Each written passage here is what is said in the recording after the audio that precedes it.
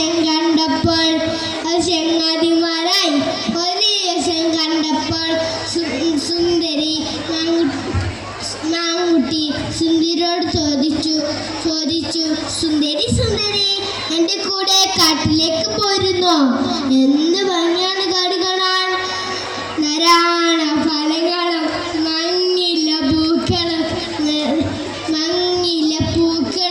നിറയെ പുല്ലുകളും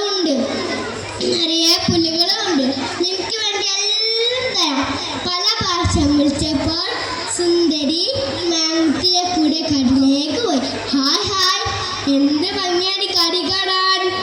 എത്ര ഫലങ്ങളാ, എത്ര പൂക്കളാ, മങ്ങില്ല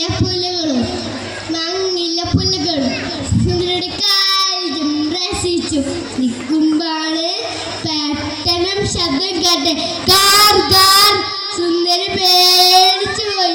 മാങ്കുട്ടി അതെന്താ ശബ്ദം? നിങ്ങളെല്ലാം ഓടുന്നുണ്ടല്ലോ. മാങ്കുട്ടി ഓടാൻ തുടങ്ങി.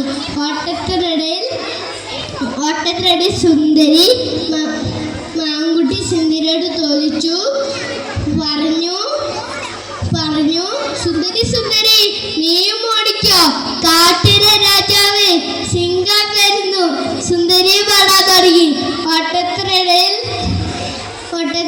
സുന്ദരി മാങ്കുട്ടിയോട് ചോദിച്ചു മാങ്കുട്ടി നീ കാണുന്ന ഭംഗി മാത്രം പറഞ്ഞിട്ടുള്ളൂ, അപ്പാകെ കുറിച്ചൊന്നും പറഞ്ഞില്ലല്ലോ. അതെന്തേ? എനിക്കിപ്പോ മനസ്സിലായി.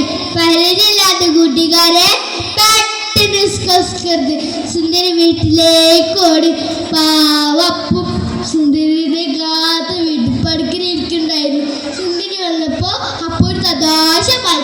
ഇനി ഒരിക്കലും സുന്ദരി കാട്ടിലേക്ക് പോവേ ചെയ്യില്ല. ഈ കാര്യം എന്ത് മനസ്സിലാക്കാൻ കൂട്ടുകാരെ? പരിചയമില്ലാത്ത കൂട്ടുകാരെ പെട്ടെന്ന് സംസ്കൃതി. നന്ദി, നമസ്കാരം.